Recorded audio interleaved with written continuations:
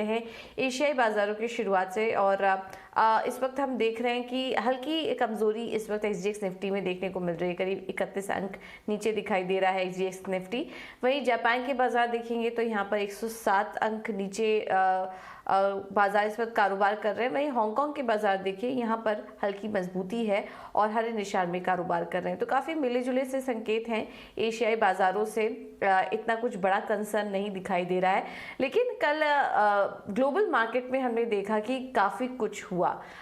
एक तरफ यूके के प्रेसिडेंट का इस्तीफा आ चुका है, तो उसके चलते हमने बाजार में तेज़ी देखी वहाँ के, लेकिन यूएस के बाजारों में कमज़ोरी हावी थी। अब इसके कारण क्या थे, क्या कुछ ट्रिगर्स कल यूएस के बाजारों में देखने को मिले और उसका आज इम्पैक्ट भारतीय बाजारों में कैसा पड़ सकता है, ये हम आगे समझने की कोशिश करेंगे। और ग्लोबल मार्केट के संकेत जानने के लिए सबसे पहले चलते हैं मानसी के पास। Mansi, good morning. बताइए ग्लोबल मार्केट के संकेत आज कैसे हैं?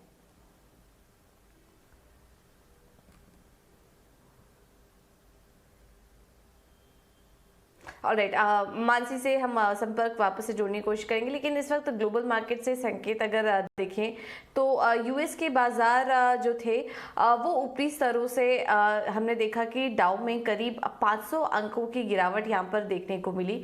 वहीं S&P 500 और नैस्डैक में आधे % से ज़्यादा की गिरावट थी। हालांकि शुरुआत काफ़ी अच्छी हुई थी यूएस के बाजारों की, हमने 400 अंकों की तेज़ी भी वहाँ पर देखी, लेकिन उसके बाद ऊपरी स्तरों से बाजार फिसलते हुए नजर आए। और वजह थी बॉन्ड यील्ड्स।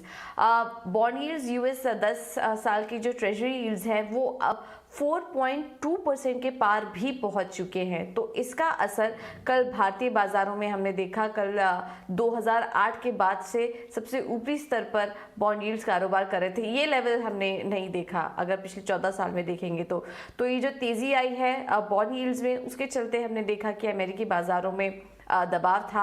हालांकि वहां पर जो नतीजे आ रहे थे उससे थोड़ा बहुत सहारा जरूर मिला। ज़्यादा इतनी बड़ी गिरावट नहीं आई क्योंकि AT&T और IBM जैसे कंपनियों के नतीजे वहां पर आए, अनुमान से बेहतर नजर आए, तो वो कहीं ना कहीं सपोर्ट कर रहे थे, लेकिन दबाव हावी था। कुछ और भी आंकड़े आए। जॉबलेस क्लेम अब गिरकर 2.14 लाख पहुंच चुकी है, जो कि 3 हफ्ते के निचले स्तर पर है। इस आंकड़े को भी फेड काफ़ी क्लोजली वॉच करता है। और यहाँ पर अब ये जो आंकड़े आ रहे हैं जिसमें कि लगातार अब गिरावट हो रही है, फेड की तरफ से जो ब्याज दरों में तेजी है, एक अग्रेसिवनेस है, वो आगे और बढ़ते हुए नजर आएगी। तो वहाँ पर कोई नरमी फेड नहीं बरतेगी। ये आंकड़े वही संकेत दे रहे हैं। इस वजह से हमने देखा कि ये भी एक ट्रिगर था जिसकी वजह से अमेरिकी बाजारों में गिरावट हुई। इसके अलावा हाउसिंग मार्केट में दिक्कतें बढ़ती जा रही हैं यूएस के, और लगातार 8 महीने में हमने देखा कि यूएस हाउसिंग बिक्री में गिरावट हो रही है। तो रियल एस्टेट मार्केट में भी कंसर्न इस वक्त बढ़ते हुए दिखाई दे रहे हैं। तो ये कुछ तमाम फैक्टर्स थे जिसकी वजह से यूएस बाजार में हमने देखा कि गिरावट के साथ कारोबार होता हुआ दिखाई दे रहा था। हालांकि नतीजे अर्निंग सीजन वहाँ पे भी है, बट देखना होगा कि बॉन्ड यील्ड्स की जो चाल है वो इस वक्त काफ़ी कंसर्न यहाँ पर देखने को मिल रहा है। उसकी वजह से यूरोप के मार्केट में देखेंगे तो उसके थोड़ी उलट चाल हमने देखी। यूरोप के बाज़ारों में हमने देखा कि एक तेज़ी आई है और दिन के ऊपरी स्तर पर बंद हुए यूरोप के बाज़ार, क्योंकि वहाँ पर ब्रिटिश PM लिज ट्रस के इस्तीफे के बाद एक तेज़ी यहाँ पर देखने को मिली है। अन्य संकेतों पर नज़र डालें तो डॉलर इंडेक्स में तेज़ी जारी है, 113 के पार है। उसके चलते हमने देखा कि सोने में गिरावट भी बनी हुई है, 1630 के पास इस वक्त सोना कारोबार कर रहा है। तो यहाँ पर वीकनेस बढ़ती जा रही है। और कच्चे तेल में दायरे में ही कारोबार होता हुआ दिखाई दे रहा है। $91-92 के आसपास ही कच्चे तेल में इस वक्त जो चाल है वो बरकरार है। तो ये कुछ कमोडिटी और बॉन्ड मार्केट से भी संकेत है। अब यहाँ पर जो सबसे इम्पॉर्टेंट जो मेन कंसर्न नज़र आ रहा है वो है यूएस बॉन्ड्स ट्रेजरी यील्ड्स, जो कि 4.2% के पास पहुँच चुके हैं, और इसका असर भारतीय बाजारों पर भी देखने को मिल सकता है। एक बार FIs और DIs के आंकड़े आपको बता देते हैं, उसके बाद हम मार्केट पर एक्सपर्ट की राय भी लेंगे।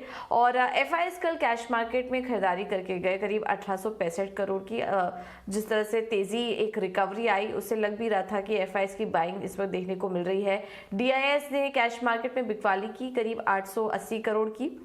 इंडेक्स फ्यूचर की बात करेंगे तो FIs की तरफ से 1785 करोड़ की यहाँ पर बिकवाली देखने को मिली, और इंडेक्स ऑप्शन में FIs की तरफ से करीब 15,214 करोड़ की खरीदारी देखने को मिली है। तो कल FIs की तरफ से खरीदारी हमने देखी भारतीय बाजारों में। बट आज है हफ्ते का